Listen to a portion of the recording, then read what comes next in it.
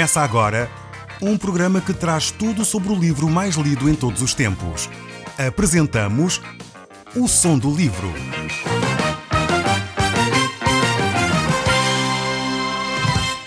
Seja muito bem-vindo. Neste podcast vai encontrar o livro mais conhecido e lido em todo o mundo. Vamos levá-lo numa viagem pela história da humanidade. Este é um audiolivro para si, para a sua família e sociedade em geral. Contextualização e comentários de Paulo Chaveiro. No capítulo anterior nós falámos acerca das viagens missionárias do apóstolo Paulo e falámos também acerca do concílio de Jerusalém. Isso encontramos no capítulo 15. Neste capítulo vimos como Paulo, depois de grandes viagens, de ver a companhia de Barnabé, aquilo que Deus estava a fazer, como isso também suscitou algumas dificuldades para com os judeus e que não se apercebiam que os gentios estavam a se relacionar com Deus também e por isso queriam impor situações. Houve necessidade de eles descerem então até Jerusalém. E ali apresentaram as questões que tinham que apresentar e regressaram então à sua terra e lá ficaram a ensinar a palavra de Deus. Deus tinha de facto grandes propósitos para o seu povo. Deus tinha de facto grandes questões para revelar à humanidade. E estava a usar este homem, Barnabé e Paulo. Eles de facto eram homens de visão, eram homens com muito entusiasmo. Eles eram homens que serviam a Deus de uma forma completamente dedicada. Por isso mesmo eles sofreram muitas perseguições, apedrejamentos, foram maltratados. Eles de facto eram homens que seguiam a Cristo. Eles ficaram mesmo assim firmes na obra, ficaram firmes no caminho de Deus, apesar das dificuldades que eles enfrentavam. Nós já vimos que estes dois homens, estes dois apóstolos, separaram-se por dificuldades que surgiram quando os cristãos das seitas dos fariseus queriam que os cristãos gentios passassem então a ter os rituais de Moisés. Para serem admitidos na igreja cristã, eles queriam então que os gentios passassem a viver como os judeus. E foi convocado, como eu já disse, esse concílio, essa reunião especial para aí falarem das questões. Isso foi então um momento-chave para a igreja cristã. E vemos que o Espírito Santo estava a conduzir todas as coisas também. A Bíblia nos mostra exatamente que é necessário que nós possamos ser sempre conduzidos por Deus em todas as áreas da nossa vida.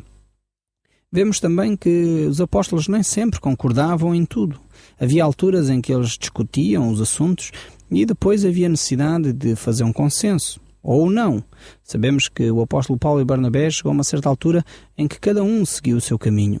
Mas, no entanto, isso não quer dizer que eles ficaram com amargura, que ficaram ressentidos. A Bíblia mostra-nos que não. Tanto que o apóstolo Paulo, quando escreve na sua carta a Timóteo, no capítulo 1, verso 12, ele diz: "Toma contigo Marcos e traze-o, pois me é útil para o ministério." Ou seja, a discussão que levou Paulo e Barnabé a se separar foi sobre Marcos. E agora Paulo diz que Marcos lhe seria útil, ou seja, se Marcos tinha ido com Barnabé numa certa altura, porque Paulo achava que ele não estava pronto para servir a Deus, agora Paulo diz: não, Marcos está pronto e ele é necessário que venha para junto de mim.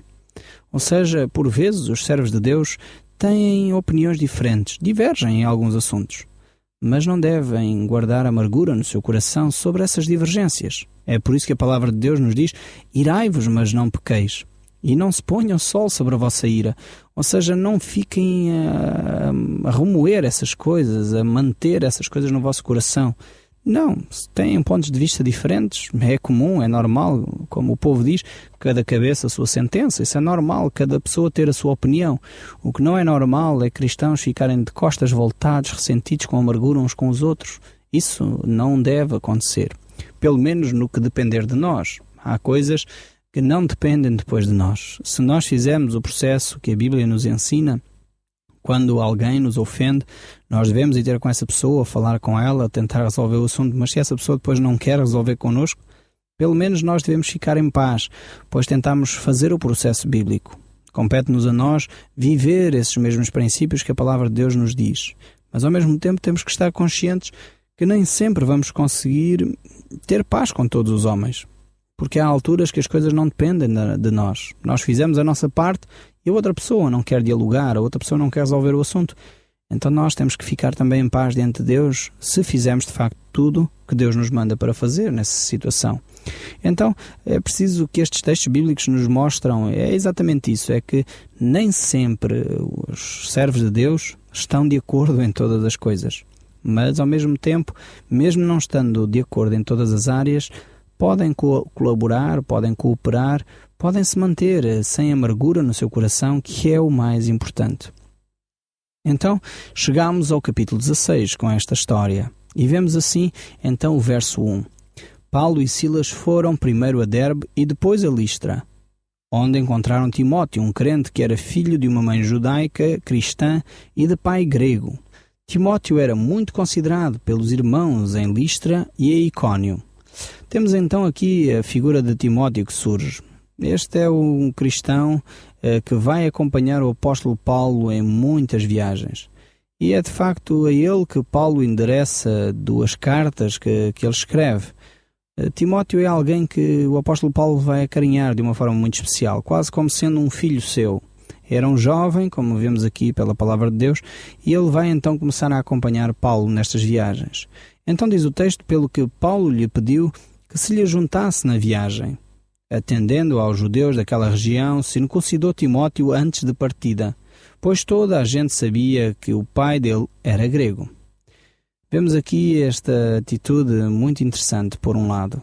Vemos que este jovem crente está numa circunstância, enfim, favorável, está na sua comunidade. O apóstolo Paulo convida-o para ele viajar com ele nesta viagem missionária. E Timóteo, para não escandalizar os judeus, ele aceita esta circuncisão, por orientação do apóstolo Paulo. Ao mesmo tempo parece um pouco estranho, pois o concílio tinha mostrado que não era necessário. Mas Timóteo percebia que o valor mais importante do que as regras é o amor. E para não chocar aqueles que para eles era uma questão quase de vida ou de morte, a circuncisão, ele aceitou fazer essa prática comum entre os judeus. Timóteo percebia que, de facto, a sua vida espiritual é algo muito mais importante do que atos rituais. E ele aceitou esta prática porque, de facto, ele era um homem espiritual, um homem que dependia de Cristo. E se ele sabia que essa situação iria prejudicar alguns, então ele preferia negar o direito que tinha de não ser circuncidado do que escandalizar qualquer irmão. E é nesse sentido que o apóstolo Paulo nos deixa estas palavras de encorajamento e diz: porque sendo livre de todos, fiz-me escravo de todos, a fim de ganhar o maior número possível. Procedi para com os judeus como judeu, a fim de ganhar os judeus. Para os que vivem sob o regime da lei, embora não esteja eu debaixo da lei. Aos sem lei, como se eu mesmo o fosse. Não estando sem lei para com Deus, mas debaixo da lei de Cristo, para ganhar os que vivem fora do regime da lei. Fiz-me fraco para com os fracos, com o fim de ganhar os fracos. Fiz-me tudo para com todos, com o fim de, por todos os modos, salvar alguns. Tudo faço por causa do Evangelho, com o fim de me tornar cooperador com ele. Vemos aqui que este era o mote da vida do apóstolo Paulo. Ele tinha a maior preocupação, que era ganhar as pessoas. E por isso, se havia questões menores, como rituais, práticas, que vão ser escândalo para uns ou escândalo para outros, então ele abdica desses direitos que tem para poder anunciar o Evangelho. E aqui é, mais uma vez, um ensino tremendo para nós, para aqueles que se dizem cristãos. Se você que me está a ouvir se intitula um cristão, um seguidor de Jesus Cristo, perceba esta verdade espiritual. É mais importante ganhar a pessoa do que manter um determinado ritual religioso. É necessário, de facto, com isso, entender que a palavra de Deus não está aqui a sugerir que vamos praticar pecado para ganhar os pecadores. Não é isso que a Bíblia está a dizer. Não interprete mal o texto bíblico. Mas o que a Bíblia está a dizer é que é necessário que nós entendamos que há determinados rituais religiosos, determinadas práticas religiosas que são de menor importância. E se isso vai escandalizar alguém, então não há mal nenhum eu fazer. Se isso não vai beneficiar que essa pessoa encontre Jesus Cristo, é melhor se calhar eu praticar. Mas se ao mesmo tempo aquilo que eu faço como prática religiosa está a escandalizar alguém e não é de vital importância, então se calhar o melhor é eu abdicar em frente a essas pessoas para que elas entendam quem Jesus é. E no fundo o que é necessário transmitir com esta prática de fazer ou deixar de fazer coisas é o amor de Deus às pessoas. E é isso que Paulo se dedicava com afinco. O texto bíblico continua e diz: depois, indo de cidade em cidade, tornaram conhecida a decisão relativa aos gentios dada pelos apóstolos e anciãos em Jerusalém. E assim as igrejas cresciam diariamente em fé e em número. Ou seja, o apóstolo Paulo agora vai fazer a divulgação da decisão tomada no Concílio de Jerusalém. No entanto, ele adverte Timóteo para que ele tivesse aquele cuidado primeiro. E nesse sentido, então, a igreja é abençoada, é fortalecida e cresce espiritualmente. Há um crescimento espiritual e um crescimento em número de pessoas. Então temos de entender estes dois aspectos da vida da igreja. Quando os crentes, quando os filhos de Deus, quando os cristãos crescem espiritualmente, normalmente a consequência disso é que há um acréscimo de novas pessoas àqueles que seguem a Jesus Cristo. Então isto é importante nós percebermos isso. Alguém disse um dia que é melhor sermos bons, mas poucos, do que sermos muitos e maus. E alguém respondeu a isso dizendo: se fôssemos realmente bons, nunca seríamos poucos. Ou seja, é importante percebermos que se o estilo de vida que nós levamos, se a transformação que Deus operou em nós de uma forma poderosa é significativa para nós, vai sê-lo para o seu vizinho. Vai ser para aqueles que cruzam consigo. Pois Deus é o mesmo Deus de amor para si como para aqueles. E é necessário que você transmita esse amor e essa graça de Deus àqueles que cruzam consigo. É fundamental você viver os princípios de Deus de uma forma muito clara. E dessa forma os outros vão perceber melhor quem Deus é e vão certamente querer seguir a Deus. Então este é o desafio de Deus também para nós. E o texto ainda continua a dizer: seguidamente, Paulo e Silas percorriam a Frígia e a Galácia, pois o Espírito do Senhor dissera-lhes que não fossem à província da Ásia naquela altura. Chegando à fronteira de Mícia, encaminharam-se para a província da Bitínia. Mas, uma vez mais, o Espírito de Jesus lhes disse que não o fizessem. Por isso, prosseguiram viagem através da província de Mícia até à cidade de Troade. Naquela noite, Paulo teve uma visão. Viu um homem da Macedónia, na Grécia, que lhes pedia: vem ajudar-nos. Por isso, logo procuramos seguir para a Macedónia, concluindo que era Deus quem nos enviara a pregar ali o Evangelho. Aqui temos o Espírito Santo impedindo o apóstolo de fazer um determinado percurso e orientando-os num outro. É muito interessante ver como Deus conduz as coisas. Sabemos que a obra missionária é uma obra que é feita pelo Espírito Santo, mas temos que deixar que seja realmente Ele a orientar a nossa vida. Infelizmente, às vezes nós queremos fazer coisas que Deus não quer que nós façamos. E nós insistimos, e era o que estava a acontecer aqui com o apóstolo Paulo. Ele queria ir para um lado quando Deus estava a dizer: não, esse não é o caminho. O caminho é por outro sítio. E às vezes, na vida cristã, nós nos afadigamos com tanta coisa. Corremos à direita, corremos à esquerda, fazemos isto e aquilo e aquilo outro. Cansamo-nos até não poder mais, com coisas que Deus não nos pediu para fazer. E quando Deus nos pede para fazer alguma coisa, estamos tão cansados que já não temos coragem de responder ao chamado de Deus. E isso é muito triste. Aliás, não há coisa mais triste do que ver cristãos exaustos sem terem feito a vontade de Deus. Mas aqui temos o apóstolo Paulo, que por um lado é sensível ao Espírito Santo. É verdade que ele tenta mais que uma vez fazer o percurso que Deus não queria que ele fizesse. Mas, no entanto, ele, quando recebe a orientação de Deus, prepara-se. Quando ele vê este homem da Macedónia pedindo ajuda, ele entende como um chamado de Deus. Um chamado muito claro e muito concreto da parte de Deus. Ele, então, sem vacilar, ouve a voz de Deus e vai e percorre o caminho que tem de percorrer para anunciar o Evangelho de Jesus Cristo. E este é um exemplo muito interessante de como Paulo e qualquer um de nós deve cooperar com o trabalho de Deus. Quando nós ouvimos a voz de Deus, devemos agir, mas não fazer só as coisas por fazer, nem fazê-las só por nossa autorrecriação. Temos de ter muita atenção a isso. Mas o texto bíblico continua a dizer: embarcámos em Troas, atravessámos para Samotracia e no dia seguinte para Neápolis, chegando finalmente a Filipos. uma colónia romana e a cidade principal do distrito da Macedónia. Ficámos ali vários dias. No sábado, saímos da cidade para a beira do rio, onde julgávamos que algumas pessoas se reuniriam para a oração. Encontramos então algumas mulheres que ali foram e falámos-lhes. Uma delas era Lídia, vendedora de púrpura natural de Tiatira. Ela já adorava a Deus e, enquanto ouvia, o Senhor abriu-lhe o coração e aceitou tudo o que Paulo dizia. Foi batizada com todos os seus familiares e pediu-nos que fôssemos seus hóspedes.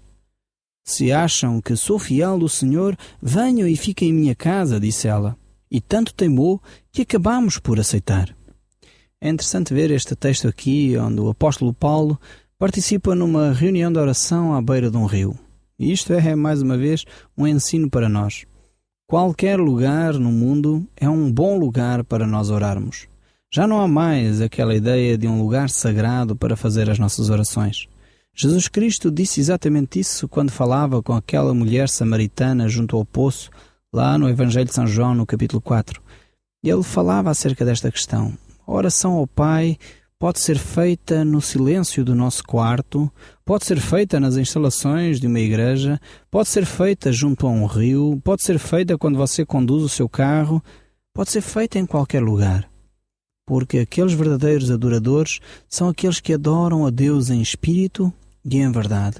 Então esta é a verdadeira atuação daqueles que buscam a Deus, desde que o façam em espírito e em verdade.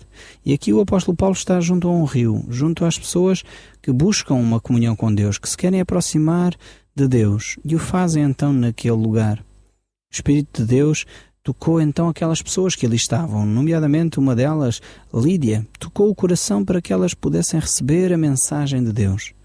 Mais uma vez afirmamos que sem Deus, de facto, nós não podemos agir, nem podemos fazer nada. É inútil tentarmos fazer o trabalho de Deus sem que Deus esteja a trabalhar. Por isso mesmo é importante ouvirmos a voz de Deus e seguirmos as orientações que o Espírito de Deus nos dá para podermos realizar a sua obra e não a nossa. Porque quando nós queremos fazer as coisas à nossa maneira, então muitas vezes não estamos a cooperar com Deus.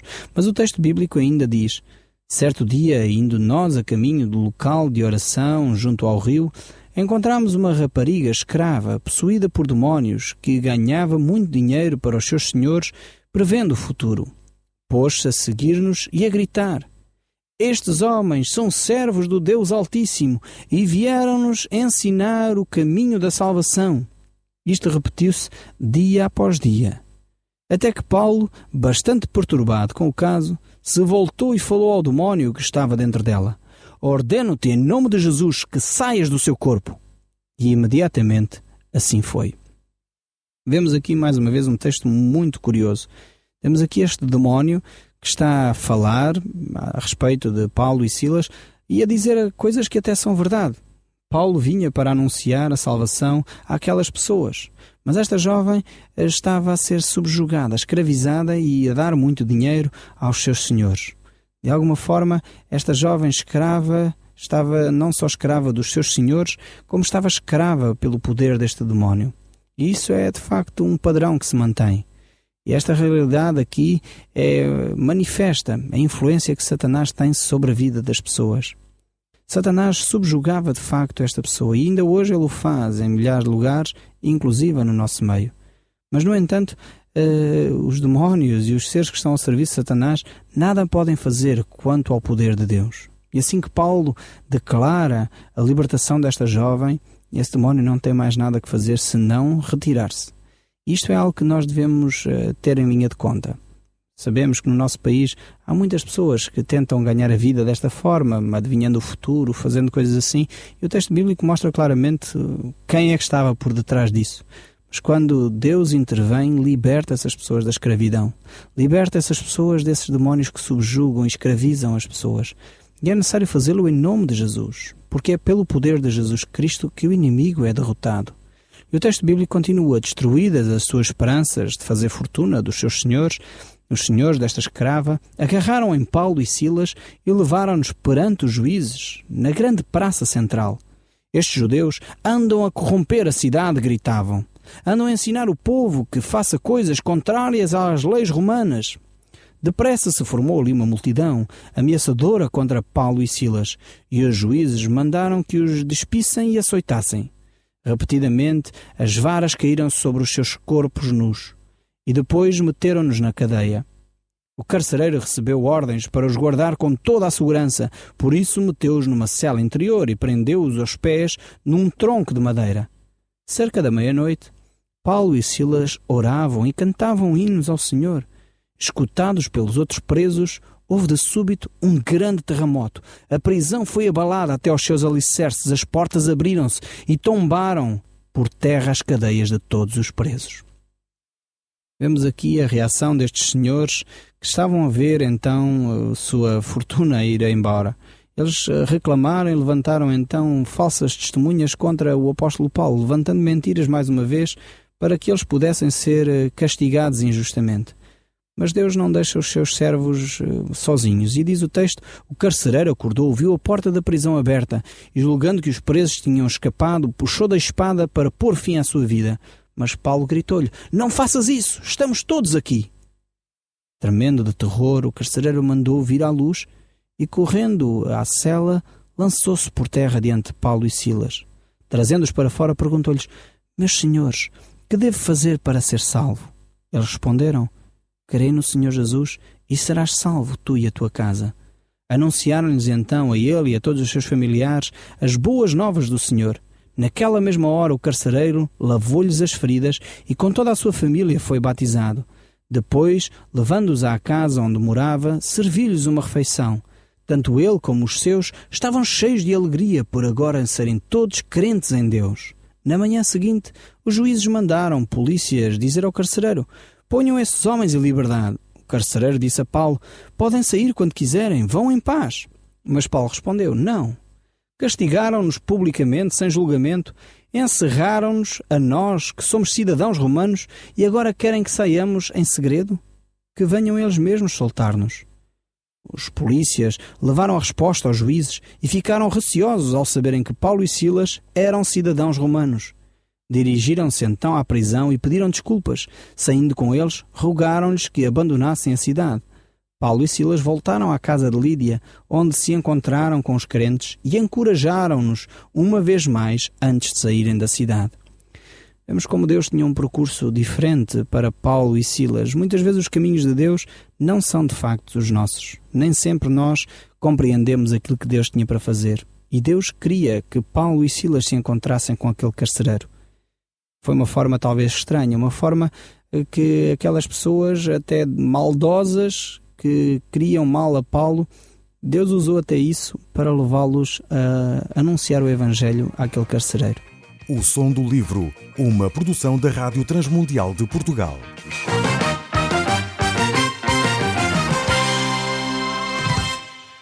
RTM. Conhece todos os nossos programas em rtmportugal.org. Uma produção da Rádio Transmundial de Portugal.